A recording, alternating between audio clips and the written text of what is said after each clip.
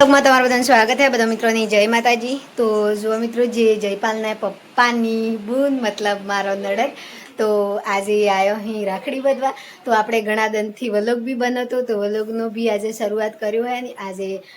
એમની બૂનને મારો નડદ તો એ બધી રાખડી તો એમનો ભાઈ બૂનનો અવસર હે એ તો કમ્પ્લીટ મજબૂત થકી બને હે જેમ કે ભાઈને બૂન ભાઈની રાખડી બાંધે બરોબર। તો ભાઈ બૂનની હું આશીર્વાદ આવી લે એ આપણે પૂછીએ જેમ કે જયપાલના પપ્પાની કે રાખડી બાંધવા તો તમે બધો તૈયાર થઈ જાઓ પણ બૂનની હું આશીર્વાદ આલો હો હોની રખવાળી રાખો કે હું સેવા કરી હો કે ચીચમ કરો હો કે હું હે ભાઈ એમ થી પૂછું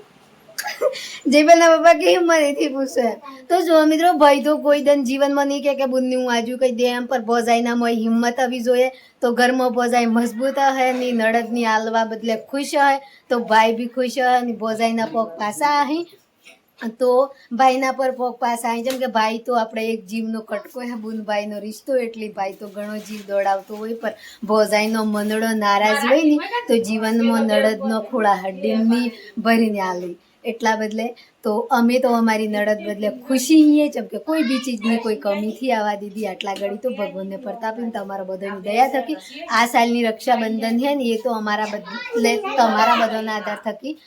ખુશી એટલે ઘણી બધી ખુશી છે જેમ કે જે વર્ષથી અમે રક્ષાબંધન મનાવતો એ દિવસથી તો અમારે જેમ કે ઘણી દિક્કતો આવતી સમય પર રાખડી બાંધવા નહોતું જવા મળતું કદુક ટાઈમમાં પૈસો નહીં મળે એ દિવસથી જયપાલના પપ્પા કદુક બહાર રહેતા તે આવતા તાણીયાણોનો ઇંતજાર કરવો પડતો એવું બધું થતું પર હાલાકી હમણાં જે આ સમય 2026નો એ તમારો બધો સબસ્ક્રાઈબર બધા મારા ભાઈઓના તરફ થકી તો થોડું મારા જીવનમાં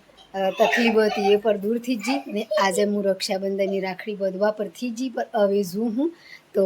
તમને પર બતાવી હું કે અમે પર ભાઈની રાખડી બાંધીને આવી જાય એમ જેમ કે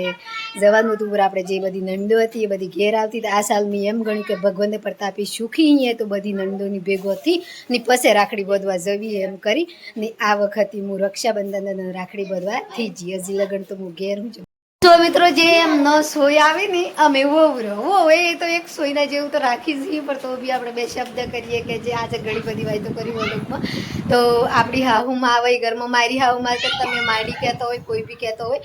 તો તમે જે તમારી નડદ આવી હે ઘરમાં તો તમારી નડદનું તમે સારું બોલ્યો હોય હું આવીને કશું જોઈતુંથી આ તે મોટે બોલ્યો તો એનું મન ભરાઈ જાય એટલા બદલે તો જે આપણા ઘરમાં હાહુ હારો હોય તો આપણે એમની સોરીનો સારો વ્યવહાર રાખીએ ને સારું રાખીએ તો એમનો મન બી ખુશ થઈ જાય એવી રીતે બધી બુનોની હું એક વિડીયામાં કહું કે જે તમારી નંદો આવી તો તમને એવું થઈ કે ફૂલની પાપડી જે બને એ પણ તમારી બુનોની તમે સારો વ્યવહાર કરજો ને એવી રીતે વળાવજો જેમ કે ભણેજો આવી ને એનો મોમાને ઘેર જઈએ એમ કે આપણા ભણેજોને ઘણી આશા હોય એટલા બદલે તો આપણા ભણેજોની પર ખુશી કરીને કાઢજો જેમ કે મારા બે ભણેજો આવ્યો અહીં તો બે ભણેજો મારો પહેલો હવરમ આવી ગયો અહીં કે મારે મમ્મીને ઘેર જવું એમ કરીને તો જેવી રીતે મારો ભણેજો ખુશી રહી એવી રીતે તમારો ભણેજો પર તમે ખુશી રાખજો અને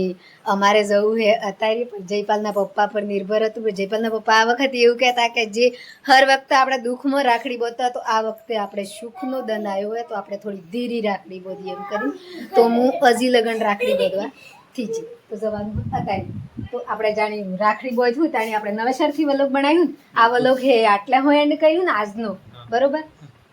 તો અમે જુઓ અમે ઘેર ખાવા બનાવવાનું ખાવાનું ફેર નડદનો જે વ્યવહાર છે એ બધું કરવાનું એના બાદ પછી અમારા પિયર જવાનું તો તમે બધી બુનો હોય તો તમે પર એવો ઇંતજાર કરજો જેમ કે બૂન બદલે ભાઈ લાયા આપણે તો ડોમરોમાં તો હાડીનો જ રેવા ચાલે ચમ કે આપણે કોઈ ગિફ્ટ કે કોઈ પૈસો કે એવું નહીં ચાલે પૈસો ચાલે પણ આપણે ભણેજો ને એટલે તો જયપાલના પપ્પા જેવી હાડી લાયા એ પર હું બતાવું છું કે એમને બુનની હાલવી પડે ને ઓઢાડવી તો મારે પડે પર હું આજે બતાવું તમને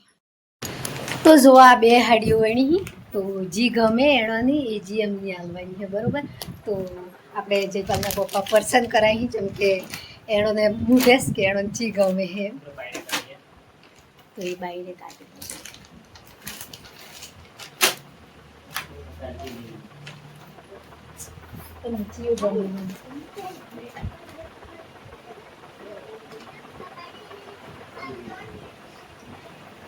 Chiêu rồi mày, tí cũng đi chiêu. Chiêu được. Tí cũng bôi rồi đi. Thế chưa? Thế chưa rồi. À thế chưa đi ra lên. Các bạn chiêu xem. તમે જોઈ લે છો તો કેમ તમે જીવ ગમે પાછા વેચી દીધી. જેમ કે મારા ઘરમાં મારે જે હારું એથી એટલે મા કો બાપુ કો એ બધું વધારે અમારા પર હે એટલે જે અમારી એકના એક નડદ હે એટલે અમને દુઃખ પડે તો સાલે પર જે અમારી નડદ હે એળોને દુઃખ નહીં પડવું જોઈએ એટલા બદલે તો આપણી સોયનું મન આટલું હોય જેમ કે એ ખાડી જોઈએ નબળી પાતળી આપણને ભાઈઓને જેવી બને એવી તો એમનો જે અવસર આવે એ પૂરું કરવું. ટીકડી હું કાંઈ બે એમ જ રહી ગઈ. હા બે એની જા બે લીધો ને? તું મોટી થાય કાન ફેરતા નહીં ઉડાડ્યું તે તાર મોટું કાઢી. હા, એટલે આ બે લીધો આને. હા વ્યક્તિ પડી તો જો મિત્રો દુબળા દુબળા હી અમાર નડદ તો જેમ કે વગર બાપનું મોટું થવું એટલે ઘણું અઘરું જીવન હે તો અમે બધું જીવનમાં સારું થતું આવે તમારા બાપુને પડતા તો જો જે મારા હાહુમાએ મને આજે મેઘરસ હાડલા લેવા ગાડી હતી તો હું હાડલા લાવી હું તો એમને બી બતાવું કે એમને જેવા લાગી તો આ જો બધી જે કુંવાહીઓ આવી એના બધાને આવે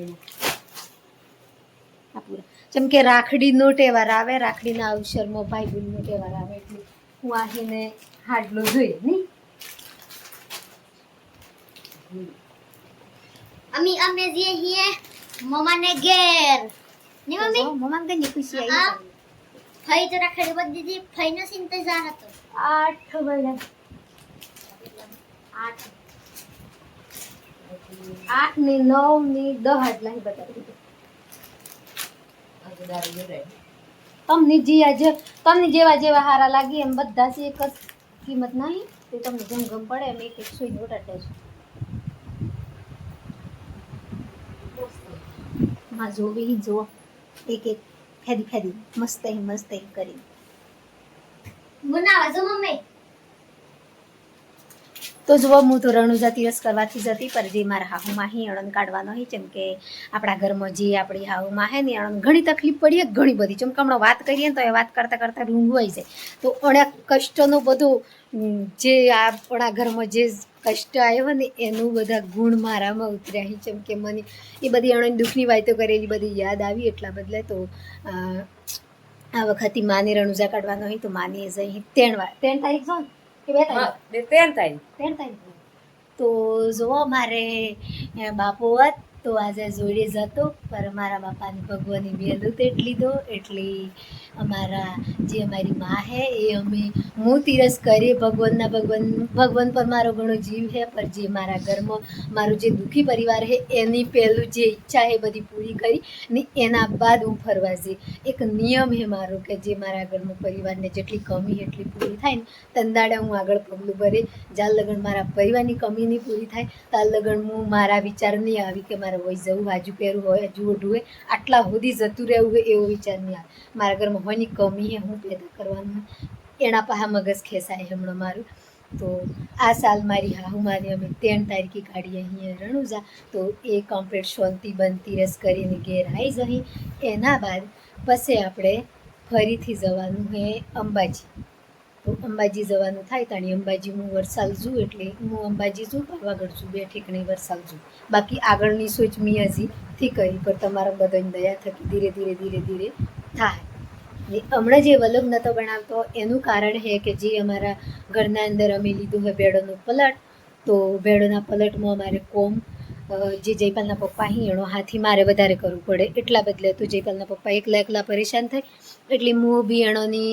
ભેગી કોર્સિંગ કરવાનું કળીઓ ખોદવાનું એવું બધું અમે મળીને કરતો એટલા બદલે અમે 4 થી 5 દિવસ તો અમે લગાતાર ભેડોમાં હજીએ પર અમારે 10 દાડા ભેડોમાં કોમ કરવું પડે એટલે અમે વલગમાં ધ્યાન આવી લે તો પેલા પા ખેતી બગડી જાય જેમ કે ખેતી બધો કાકોને કરી એટલે બધાને આર્ય અમારે પર હેડવું પડે એટલા બદલે